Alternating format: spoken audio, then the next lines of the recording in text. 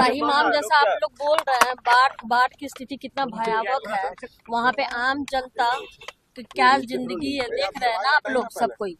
लेकिन सरकार यहाँ पे कुंभकर्णी सरकार सोई हुई है। उसको तो बिहार में जो बाढ़ को आपदा घोषित करना चाहिए, राष्ट्रीय आपदा घोषित करना चाहिए और मुआवजा देना चाहिए। जो भी बाढ़ में हमारे बच्चों की जिसकी मौत हुई है उसको भी मुआवजा देना चाहिए, सरकारी मुआवजा। तो सरकार से हमारी मांग है कि बाढ़ को राष्ट्रीय आपदा घोषित किया जाए और तत्काल उनको तुरंत सेवा मुहैया कराना चाहिए। अच्छा, क्या लग रहा है बिहार में जिस तरह से कोसी बाढ़ से पानी छोड़ा गया है, गंडक बाढ़ से पानी छोड़ा गया, पानी काफी आ गया है, लेकिन सरकार इसके लिए कोई मीटिंग ही नहीं कर रही है। वही तो हम बोले ना आपको कि कुंभकर्णी सरकार है, सोई हुई है। जब निद्रा से उठेंगी तब ना, कब निद्रा से कब उठेंगी? इलेक्शन के टाइम में उठेंगे लोग, तो उस समय क्या फायदा? भैया अपना काम करिए ना, काम करिए तब वोट मांगने जाइएगा। जैसे अभी सोए हुए हैं आपदा में, वैसे सोए रहिए आप लोग कंबल तान करके। और हमारे माननीय मुख्यमंत्री हेमंत सोरेन जी साल भर पढ़ाई करते हैं, उनको एग्जाम के पहले अलग से पढ़ाई करने की जरूरत नहीं पड़ती। उन्होंने इतना काम कर दिया है झारखंड के लिए और हर दिन कर रहे हैं। इतनी योजनाएं उन्होंने लॉन्च की है और उसे हकीकत में बदल भी रहे हैं। जो कह रहे हैं वो कर रहे हैं। अंतिम व्यक्ति तक विकास का लाभ पहुंचाने का जो उनका संकल्प है वो कर रहे हैं। इसलिए चुनाव के लिए अलग से तैयारी करने की ज़रूरत नहीं है। लोग खुद ब खुद चाहते हैं कि यही सरकार फिर से आए, फिर से माननीय हेमंत सोरेन जी मुख्यमंत्री बने और गठबंधन की सरकार बने, ताकि कोई उनको खाली चुनावी जुमला सुनाकर बाद में नहीं ठग पाए। जी, नवंबर में चुनाव की घोषणा होने की बात हो, चुनाव की घोषणा हो जाएगी चुनाव के दहलीज पर, तो जेएमएम कितनी तैयार है आज के समय चुनाव के लिए? देखिए, अक्टूबर में घोषणा होने की संभावना है, दुर्गा पूजा के ठीक बाद में या बीच में। ऐसा सुनने को आ रहा। चुनाव आयोग से अधिकारीगण भी झारखंड में जाके सर्वे करके आए हैं। तो जो भी हो, हमेशा माननीय हेमंत सोरेन जी तैयार रहते हैं, क्योंकि वो हर दिन काम करते हैं। और उन्होंने एक संकल्प लिया था कि जब हमारा राज्य प्राकृतिक रूप से इतना समृद्ध है, पूरे देश को हम लोग खनिज संपदा सप्लाई करते हैं, और हमारे यहाँ के लोग, हमारी महिलाएं, हमारे युवा इतने कर्मठ हैं, इतने प्रतिभाशाली हैं कि देश भर में उनकी पूछ है। तो ऐसे में अगर हम अपने यहाँ के लोगों को सशक्त कर दें, युवाओं को, महिलाओं को, तो निश्चित रूप से हमारा राज्य इस देश का नंबर 1 राज्य बन सकता है, जो कि अभी पिछले राज्यों में से एक है। तो उसी को सामने रखकर उन्होंने कोविड के समय से लेकर अब तक जितना काम किया है, भले ही भाजपा उन्हें बार बार परेशान किया है, ईडी सीबीआई का डर दिखा के घंटों पूछताछ की है, 5 महीने तक बिना किसी सबूत के ईडी के माध्यम से उन्हें जेल में डाल दी, लोकसभा चुनाव में उन्हें बाहर नहीं आने दिया गया, उनको मुख्यमंत्री पद से रिजाइन करने के लिए बाध्य किया गया। इसके बावजूद जितना काम उन्होंने कर दिया है, भाजपा उसके आसपास कहीं नहीं है। और चुनाव इस बार सीमांचल के क्षेत्र में कोसी नदी उफान पे है, बाढ़ काफी बड़ा समस्या फिर बन गया है। सर देखिए, मुख्यमंत्री जी लगातार मॉनिटर कर रहे हैं। नेपाल में इतनी बारिश हुई है कि 300 mm बारिश थोड़े ही टाइम में। आप लोगों को भी जानकारी होगा, 1968 के बाद शायद इतनी बारिश नहीं हुई थी। 68 के बाद 6 लाख क्यूसेक से ज्यादा पानी कोसी से निकला है, लगभग उतना ही गंडक से निकला। मैं भी इस विभाग में था, हम लोगों ने कभी इतना पानी नहीं देखा। ये तो नेचुरल कैलेमिटी है जितना पानी आया है, लेकिन कहीं भी एम्बैंकमेंट अभी तक एक जगह केवल आया है, बागमती में, सीतामढ़ी के पास कहीं, जो कहीं ब्रीच किया है, मतलब पाइपिंग हो रहा है, लेकिन कोई एम्बैंकमेंट सुरक्षित है। प्रॉब्लम वहाँ है जो बांध के अंदर लोग रहता है, उनको भी इवैक्यूएट किया जा रहा है, उनको भी सारा प्रशासन लगा हुआ है। सुपौल में अन्य जगह नाव वगैरह सारा है, उनको निकाल करके वहां से सुरक्षित जगह ले जाने के लिए। और आप सब जानते हैं कि हम लोगों का लगातार ये बिहार सरकार का भी और मुख्यमंत्री जी का रहा है कि इसका लॉन्ग टर्म सॉल्यूशन होना चाहिए। और ये ट्रेजेडी जो अभी विपदा आई है, ये इतनी बारिश हो रही है, इसमें आप कुछ है नहीं अपने हाथ में। ये बात सही है कि अगर इसका परमानेंट सॉल्यूशन उत्तर बिहार के को अगर सुरक्षित रखना है, तो व्यक्तिगत रूप से या वो लोगों का मानना है कि इसका परमानेंट या लॉन्ग टर्म सॉल्यूशन जो है वो कोसी में हाई डैम जो बनना चाहिए। या जो इस बार के बजट में भारत सरकार ने कहा है कि बाढ़ के परमानेंट सॉल्यूशन के लिए जो बिहार के अंदर जो 4-5 नदी है वहां हम लोग बराज बनाएंगे, जिससे बाढ़ का भी प्रकोप कम होगा और सिंचाई की व्यवस्था भी होगी। अब ये हाई टाइम आ गया है इस बार का, कम से कम जो बारिश और ये समस्या दिखी गई है कि इसका परमानेंट सॉल्यूशन निकले। केंद्र सरकार भी सीरियस है, मुख्यमंत्री जी लगातार इस पर नजर रखे हुए बात कर रहे हैं। सर, विपक्ष के लोग कह रहे हैं कि सिस्टम और गवर्नमेंट का फेलुअर है। कमेटी जो बनी थी उसमें कहाँ तक प्रोग्रेस है इसको लेकर? कमेटी ने ही इसको रिव्यू किया ना, यहाँ से कमेटी बनी। भारत सरकार ने आदरणीय प्रधानमंत्री जी के निर्देश पर खुद अमित शाह जी ने भी इसको संज्ञान में लिया। आपको जानकारी है कि दिसंबर में वो गए थे बिहार में, जब ईस्टर्न काउंसिल की मीटिंग थी, इसको संज्ञान में लिया था और ये कमेटी पटना गई थी। पटना जाकर के जल संसाधन विभाग में जाकर डिटेल बात की और उसी में जो 5 बराज का प्रपोजल दिया है, अरेराज में, गोपालगंज में, बागमती में, ढेंग के पास, सीतामढ़ी में, कमला में, कोसी में आपको और सीमांचल में एक जगह महानंदा में और कोसी में वो जो जगह है, एक जो जगह है वहां पर जहां की बिजली का होना था काम, तो 5 जगह पर बराज बनने की बात है। मुझे लगता है ये 5 बराज बनने से जिसका टेक्निकल रिपोर्ट वगैरह चला गया है और जो अगला सेशन आने वाला है तो उसका बजटिंग भी कर दिया जाएगा, जो हम लोगों को बातचीत में जानकारी मिली है। ये 5 बराज पे जो काम शुरू हो जाएगा और ये बन जाएगा, कम से कम उत्तर बिहार में मैं बाढ़ का निदान तो नहीं कहूंगा, लेकिन काफी उसका जो असर है वो थोड़ा डाइल्यूट करेगा। लेकिन लॉन्ग टर्म सॉल्यूशन जो है, जो भारत सरकार भी लगातार, नेपाल की पॉलिटिकल परिस्थिति एक अलग तरह की है और भारत सरकार लगातार नेपाल सरकार से भी बात कर रही है कि कोसी में, कमला में, बागमती में, तीनों जगह प्रपोज्ड है हाई डैम का, वो बनेगा और तो उत्तर बिहार का कोई न कोई परमानेंट सॉल्यूशन बाढ़ का होगा। और इस बार की जो स्थिति आई है, बिहार सरकार का अलर्टनेस है जो बहुत बड़े डैमेज से बचाया है, ये भी ध्यान रखिएगा, क्योंकि इस बात को ध्यान लोग नहीं देते हैं। इतना पानी आया तो सरकार और डिपार्टमेंट जल संसाधन विभाग और बिहार सरकार का भी सारा एफर्ट है।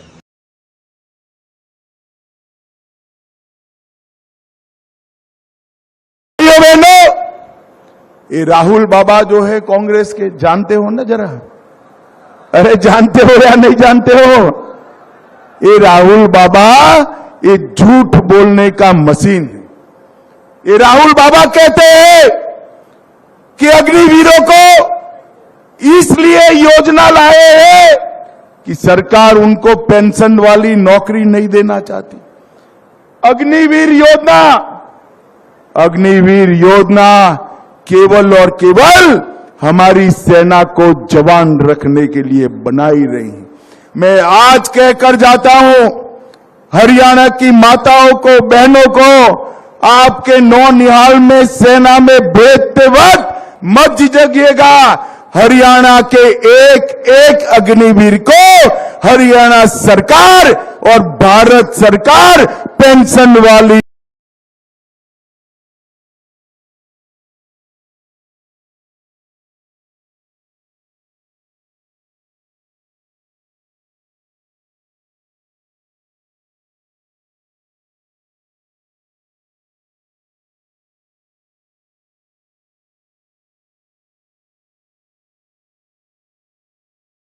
अटैक किया कांग्रेस पार्टी पे और उन्होंने कहा कि जिस तरीके से बापू और उनके बेटे कंटेंडर हैं, बाकी सबको एलिमिनेट कर रहे हैं, दलित विरोधी है कांग्रेस, दलित कांग्रेस को वोट ना करें और बोला है कि कांग्रेस में अर्बन नक्सल्स काफी घुस रखे हैं और पाकिस्तान से। देखिए, प्रधानमंत्री जी को ना जाने क्या हो जाता है।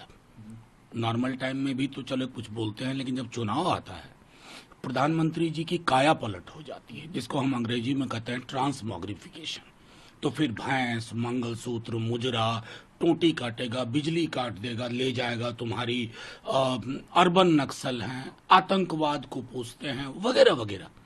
अब देश के प्रधानमंत्री हैं, भाषाई गरिमा का ख्याल रखिए। चुनाव हैं, फिर चुनाव।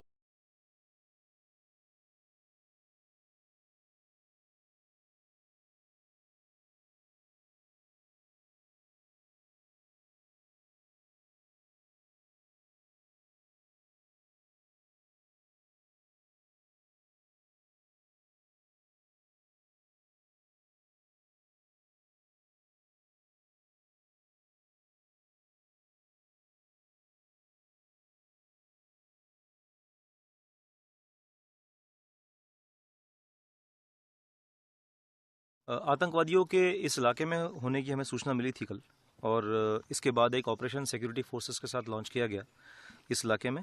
जो ये विलेज कोग है, ये थाना बिलावर क्षेत्र में आता है, और हमने इसका कॉर्डन ले किया था, और इसमें जो एक्सचेंज ऑफ फायर हुआ है उसमें हेड कांस्टेबल बशीर अहमद की शहादत हुई है, और हमारे एक डीवाईएसपी और हमारे एएसआई नियाज को इंजरी हुई है, जो कि स्टेबल है, और अभी पूरे इलाके को कॉर्डन में लिया गया है और सर्च अभी जारी है। सर, कितने टेररिस्ट की इन्फॉर्मेशन थी? 3 से 4 आतंकवादियों की होने की सूचना थी इस इलाके में, और अभी इसके लिए सर्च जारी है। ये फॉरेन टेररिस्ट माने जा रहे हैं? अभी इसकी सूचना फॉरेन टेररिस्ट की ही है, और इसमें अभी जो सर्च है उसके बाद में ही हम फर्दर और डिटेल्स करते हैं। सूचना ये थी कि एक आतंकी के मारे जाने की भी खबर है। अभी वो कंफर्मेशन नहीं मिली है, और अभी उसमें थोड़ा समय लगेगा।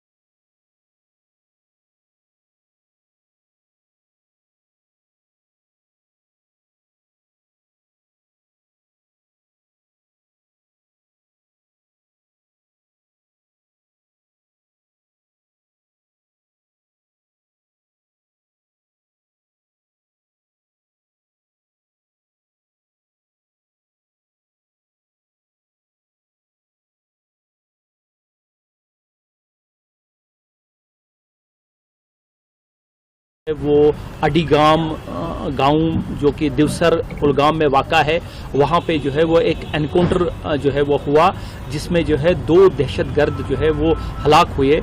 मैं ये बताता चलूं कि ये एनकाउंटर जो है वो इसमें जो है वो एक स्पेसिफिक जो है वो खबर जो थी उस पे जो है वो काम करते हुए जो है वो आर्मी, पुलिस और सीआरपीएफ के जो है वो जवानों ने इस गांव जो पर्टिकुलर जो है वो घर का और जो पर्टिकुलर मोहल्ला है उसका मुहासरा किया, और उसके बाद जो है वो जब सर्च जो है वो जारी थी, तो सर्च के दौरान जो है वो जो वहाँ पे छुपे हुए जो है वो टेररिस्ट थे, उन्होंने जो है वो सिक्योरिटी फोर्सेस पे जो है वो फायरिंग की, और उसके बाद जो है वो एनकाउंटर स्टार्ट हुआ। इस एनकाउंटर के दौरान जो है वो 2 दहशतगर्द जो है वो हलाक हुए, जिनके जो है वो कब्जे से काफ़ी असलहा और गोला बारूद जो है वो बरामद हुआ।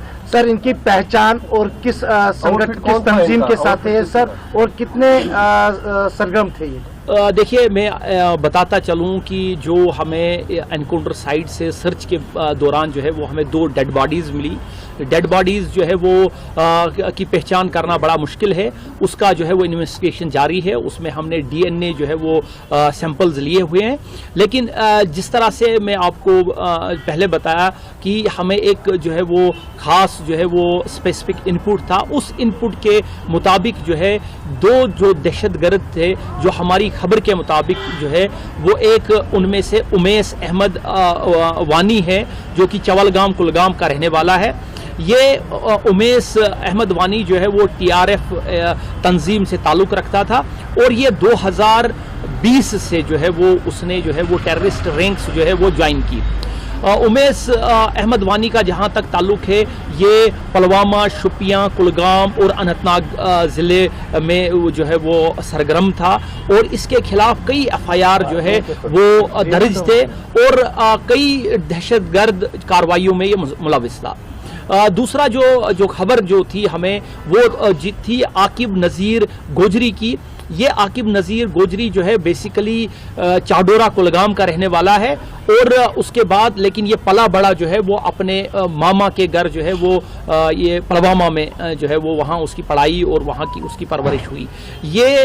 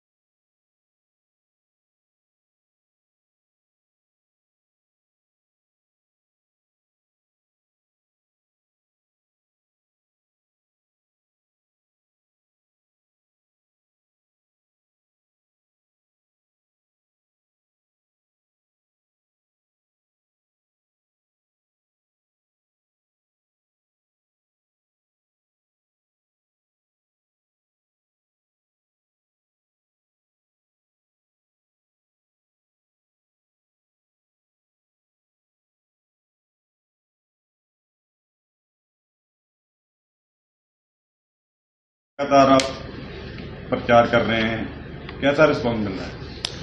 देखिए, हरियाणा प्रदेश में एक तरफा माहौल भारतीय जनता पार्टी का बना है। तीसरी बार भारतीय जनता पार्टी की सरकार हरियाणा में बन रही है। कांग्रेस बहुत बुरे तरीके से पिछड़ चुकी है। दुर्भाग्यपूर्ण है, कांग्रेस का कोई भी बड़ा नेता अब तक प्रचार में नहीं आया है।